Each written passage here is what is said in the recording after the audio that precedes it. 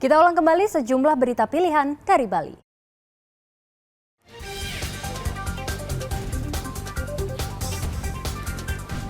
Berselingkuh dengan istri, seorang pria di Bangli membunuh tetangga.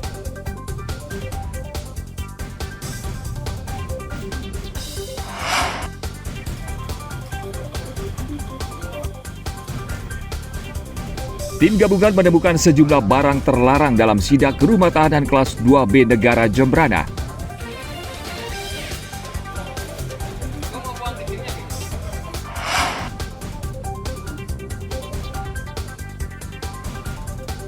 Jangan lewatkan mencoba kelezatan ayam bakar bubuk genap khas Bali di Kota Denpasar.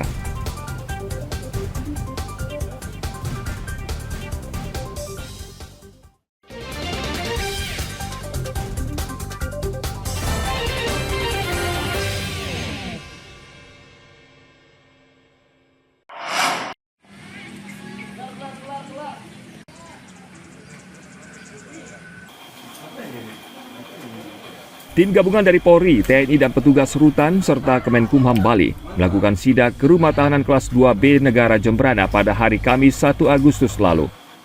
Dalam sidak tersebut, petugas menemukan sejumlah barang terlarang, antara lain korek api, kartu ceki, benda yang terbuat dari logam, dan lainnya. Sesuai dengan instruksi Presiden nomor 2 tahun 2020, rumah tahanan harus bebas dari peredaran narkotika. Seluruh barang terlarang tersebut kemudian disita dan dimusnahkan. Masuk ke blok itu yang sesuai dengan aturan yang ada di rutan kelas 2B Negara yang tidak membahayakan. Misalnya sendok plastik, ya, jangan sampai ada nanti kalau sendok dari besi atau tembaga itu akan dibuat sajam. Ya. Itu contoh. Ya.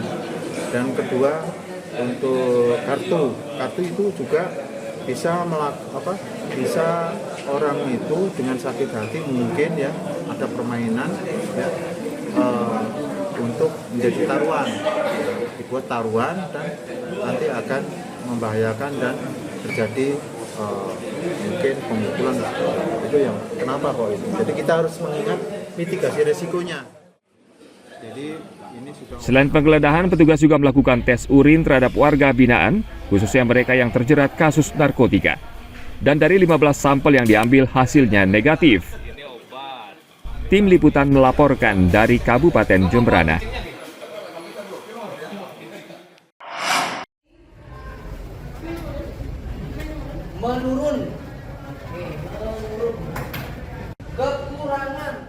Ratusan siswa baru di sejumlah SMP negeri di Kabupaten Karangasem tidak bisa didaftarkan dalam Dapodik atau Daftar Pokok Pendidikan Kemendikbud. Dalam sistem Dapodik, mereka dinyatakan invalid karena jumlah siswa baru yang terinput dalam sistem Dapodik melebihi dari kuota yang ditentukan Kemendikbud.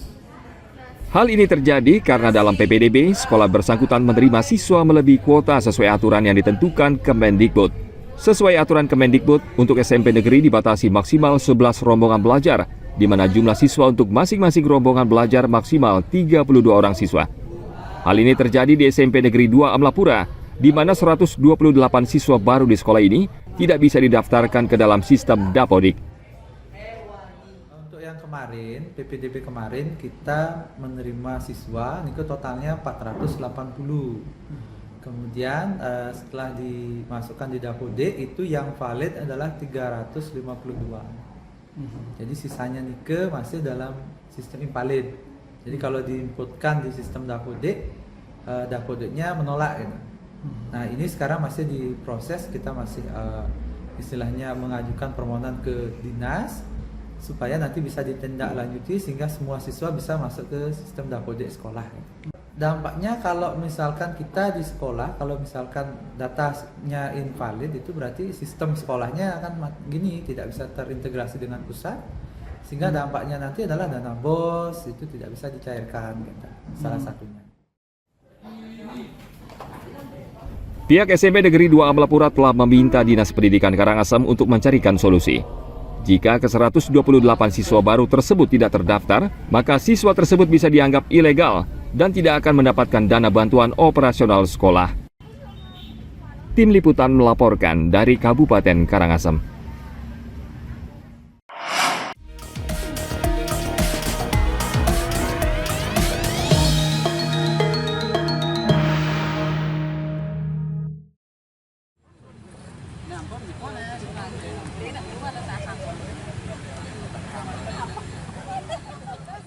Bawaslu Kabupaten Gianyar memastikan akan netral dalam pemilihan pasangan gubernur dan bupati Gianyar serta wakilnya pada bulan November mendatang. Bawaslu juga berkomitmen menegakkan aturan sesuai perundang-undangan yang berlaku jika ada pihak yang melanggar. Ketua Bawaslu Gianyar Iwayan Hartawan mengatakan, berbeda dengan Pilpres dan Pileg, dalam pilkada pemilih cenderung lebih fanatik dengan calon pemimpin karena memiliki ikatan emosional sehingga rawan terjadi konflik. Kami berterima kasih atas kunjungan Bapak Kapolres Gianyar ke kantor sekretariat Bawaslu Gianyar dalam rangka sinergisitas untuk mewujudkan pemilihan damai di tahapan pemilihan tahun 2024. Ya, bagaimana sinergitas itu berjalan untuk mewujudkan hal itu? Ya tentu setiap tahapan kita akan koordinasikan. Begitu juga akan melakukan atensi dan antisipasi, termasuk di dalamnya adalah Bawaslu untuk melakukan pencegahan terhadap di setiap tahapan yang berpotensi mengganggu Kamtibnas. Untuk melaksanakan pemilu kepala daerah ini, sejumlah pihak meminta penyelenggara pemilu, terutama jajaran KPUD dan Bawaslu Gianyar, tetap menjalin kerjasama untuk mencegah agar tidak terjadi pelanggaran sejak awal.